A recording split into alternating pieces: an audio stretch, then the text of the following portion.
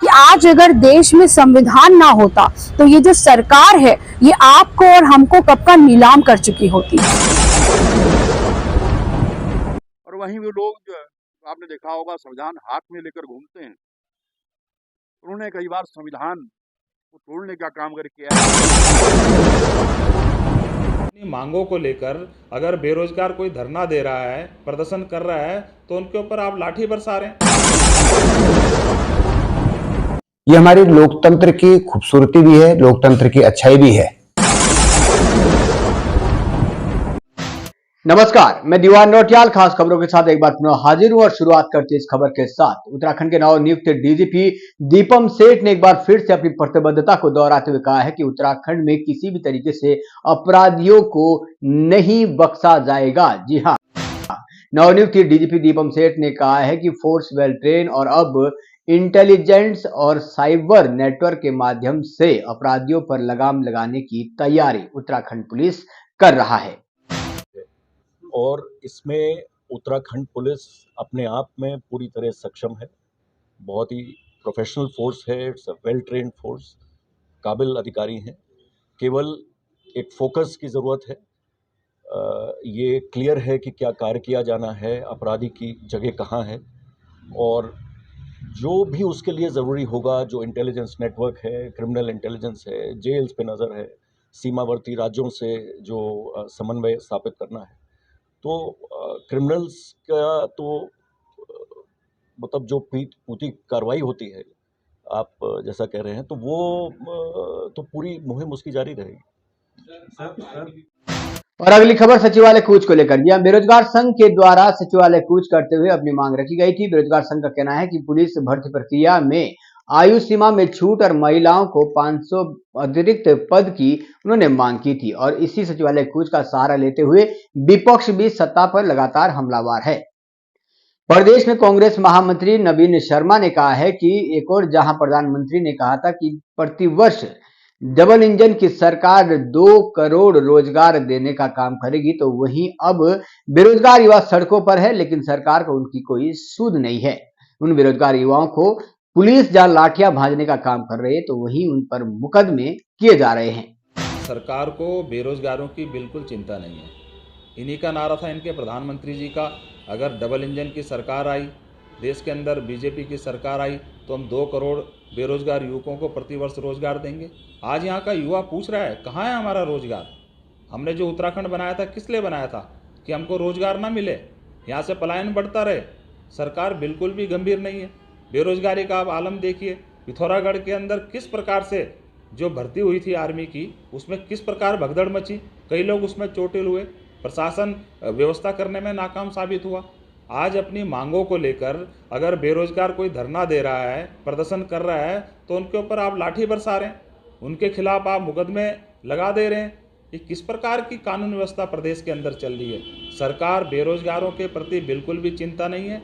वो नहीं चाहते कि यहाँ के बेरोजगार युवकों को रोजगार मिले, इसलिए यहाँ से पलायन भी मिल रहा है, पलायन भी हो रहा है, और यहाँ के जो बेरोजगार हैं वो यहाँ से पलायन कर रहे हैं, और रोजगार की इनको बिल्कुल भी चिंता नहीं है। सरकार को चाहिए था कि बेरोजगारी को रोकने के लिए कोई कदम उठाए। इस दिशा में सरकार पूरी फेल हो चुकी। और आगे खबर संविधान दिवस को लेकर। 26 नवंबर को संपूर्ण देश में संविधान दिवस मनाया गया, तो वही संविधान के सहारे सत्ता और विपक्ष एक दूसरे पर हमलावर भी दिखी। उत्तराखंड में प्रदेश कांग्रेस कार्यालय में जहां भीमराव अंबेडकर की प्रतिमा पर पुष्प अर्पित कर संविधान दिवस को मनाया गया, तो वहीं भारतीय जनता पार्टी ने भी संविधान दिवस पर कार्यक्रम आयोजित करके श्यामा प्रसाद मुखर्जी और भीमराव अंबेडकर की प्रतिमा पर पुष्प अर्पित कर संविधान दिवस मनाने का काम किया। दोनों ही दलों ने एक दूसरे पर संविधान को चोट पहुंचाने का प्रहार किया है।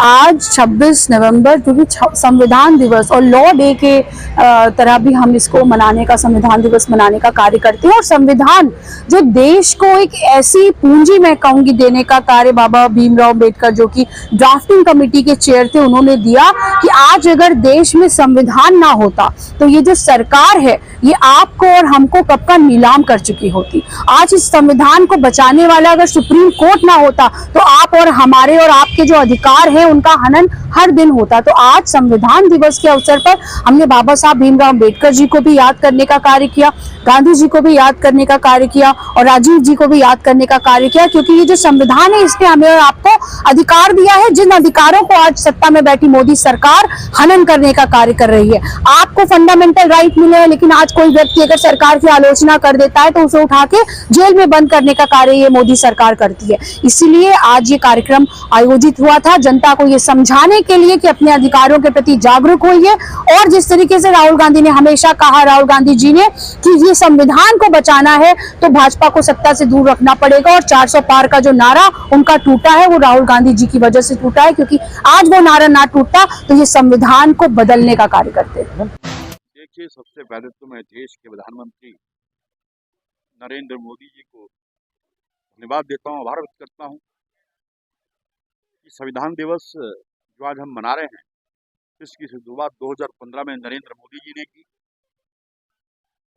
और आज 2015 के बाद लगातार पूरे देश में इस दिवस को मनाया जाता है, क्योंकि भारतीय जनता पार्टी ने हमेशा संविधान के दायरे में रहकर संविधान की रक्षा करने का काम किया है। और वहीं वो लोग जो आपने देखा होगा संविधान हाथ में लेकर घूमते हैं, उन्होंने कई बार संविधान को तोड़ने का काम अगर किया है तो उन लोगों ने किया है। और इस अवसर पर मैं बाबा साहब अम्बेडकर भी नमन करता हूँ, प्रणाम करता हूँ। पूरे विश्व के संविधान का अध्ययन करने के बाद जो सबसे सर्वश्रेष्ठ संविधान है वो भारत का है, और उनको भी अगर सम्मान देने का काम किया तो भारतीय जनता पार्टी ने किया। आज उनके नाम पर अगर दिल्ली में संग्रहालय उनके पैतृकवास में है, विदेश में है, तो ये शुरुआत भी माननीय नरेंद्र मोदी जी ने की है। और इस संविधान दिवस के अवसर पर मैं सबको शुभकामनाएं देता हूँ, बधाई देता हूँ और बाबा साहब अम्बेडकर को मैं नमन करता हूँ। ठीक है। संविधान निर्माता डॉक्टर भीमराव अंबेडकर जी ने जो संविधान बनाया और हमारा देश आज उस संविधान पर आगे बढ़ रहा है, ये हमारे लोकतंत्र की खूबसूरती भी है, लोकतंत्र की अच्छाई भी है कि हमने अपने संविधान को जन जन ने अंगीकार किया है और इस संविधान के अनुरूप आगे बढ़ रहे हैं। हमारे देश के यशस्वी प्रधानमंत्री आदरणीय नरेंद्र मोदी जी ने 26 नवंबर को पूरे देश भर में संविधान दिवस मनाने का निर्णय किया है। पूरे देश भर में आज संविधान दिवस मना रहे हैं, यह एक बहुत बड़ी बात है। और इस मजबूत लोकतंत्र के आधार पर आज हमारा देश पूरे विश्व के अग्रणी देशों में शामिल हो रहा है। कई विषयों पर, कई क्षेत्र में भारत पूरे विश्व का नेतृत्व कर रहा है। तो ये हमारे संविधान की ही मजबूती है, हमारे संविधान निर्माता डॉक्टर भीमराव अंबेडकर जी की दूरदृष्टि है। और मैं प्रधानमंत्री जी को भी धन्यवाद देना चाहता हूं और इस अवसर पर डॉक्टर भीमराव अंबेडकर जी को भी भावभीनी श्रद्धांजलि देना चाहता हूं। और इस मजबूत लोकतंत्र को स्थापित करने में हमारे संविधान की महत्वपूर्ण भूमिका है। और अंतिम खबर मौसम अपडेट को लेकर। जी हां, अगले 10 दिनों तक किसी तरह की कोई बारिश की संभावना मौसम विभाग की तरफ से नहीं जताई गई है। जी हां, मौसम विज्ञान केंद्र देहरादून से मिली जानकारी के अनुसार बताया गया है कि अगले 10 दिनों तक किसी तरह की कोई बारिश की संभावना नहीं है। हालांकि 2 दिसंबर को बादल छाए रहने की संभावना है, मगर उसके बावजूद भी बारिश होने की कोई गुंजाइश नहीं है। मौसम विज्ञान केंद्र देहरादून से मौसम निदेशक विक्रम सिंह के द्वारा मिली जानकारी के अनुसार बताया गया है कि इस वर्ष सामान्य से भी बहुत कम बारिश देखने को मिली है। उन्होंने कहा है कि सामान्य से तकरीबन 90% कम बारिश हुई है, जिस कारण की पर्यावरण में भी कोई गिरावट नहीं आ रही है। और अगर नवंबर मंथ की हम बात करते हैं तो इसमें जहां बारिश या बर्फबारी की अगर बात करें उत्तराखंड के लिए, तो ये सबसे ड्राई मंथ हमारा है। इसका अगर आप नॉर्मल देखेंगे तो 6.4 mm के आसपास है। और इस समय तापमान देखें तो तापमान हमारे करीब करीब सामान्य के आसपास ही चल रहे हैं, 1-8 डिग्री ऊपर नीचे इस तरह का है, बाकी सामान्य के आसपास है। हाँ, ये है कि बारिश नहीं होने से, चाहे वो पॉल्यूटेंट्स है या एरोसोल्स है, उसका वो कहीं ना कहीं बढ़ता है फिर हवा में। अगर बारिश नहीं होती, बारिश होने से ये सब चीज़ें सेटल होती है, तो वो ठीक हो सकता है कि थोड़ा पॉल्यूशन लेवल हायर साइड पे होगा। लेकिन अदरवाइज देखें तो नॉर्मल है इस समय, जो विंड है पैटर्न या फिर जो है टेम्परेचर है, ये सब नॉर्मल के आसपास है। और ऐसे तो फेयर वेदर आपको दिख ही रहा है, धूप अच्छी खिल रही है और कोई फॉग या इस तरह की चीज़ें अभी तक नहीं मिल रही हैं, तो वो चीज़ें ठीक हैं। और बारिश की जहाँ तक बात है तो इस मंथ में सबसे कम होती है ऐसे भी, और अभी 8 से 10 दिन आगे भी देखें तो उसमें भी कोई बारिश की संभावनाएं नहीं है। 1-2 तारीख जब आप दिसंबर में जा रहे हैं तो थोड़ी बहुत क्लाउडिंग आ सकती है 2-3 तारीख में, 1 तारीख में, लेकिन बारिश की उसमें भी संभावना अभी उत्तराखंड में नहीं दिख रही है। तो इसी तरह की सिचुएशन है। ओवरऑल अगर देखें अभी तक का सीजन का तो -90% है डेफिशिएंसी रेनफॉल की हमारी जो है, उसमें करीब जो है 36 mm के आसपास नॉर्मल होना चाहिए इस समय तक। जो हमारा सीजन 1 अक्टूबर से 31 दिसंबर का शुरू होता है तो उसका एज ऑन डेट तक का जो नॉर्मल रेन है वो 36 mm के आसपास होनी चाहिए, लेकिन हमको जो मिली अभी तक केवल 5 mm के आसपास मिली है। तो -90% अभी डेफिशिएंसी है। तो आगे अभी वीक भर या 10 डेज भी बात करें तो लग नहीं रहा कि कोई वेदर एक्टिविटी या बारिश या बर्फबारी हाई रिचेज में वो मिलने की संभावना भी नहीं है। तो इसी तरह का दिख रहा है। तो आगे अपडेट जो होगा तो बताएंगे। Thank you. आज की खबरों में फिलहाल इतना ही। आगे फिर लौटेंगे, तब तक के लिए हमें दीजिएगा इजाजत। नमस्कार।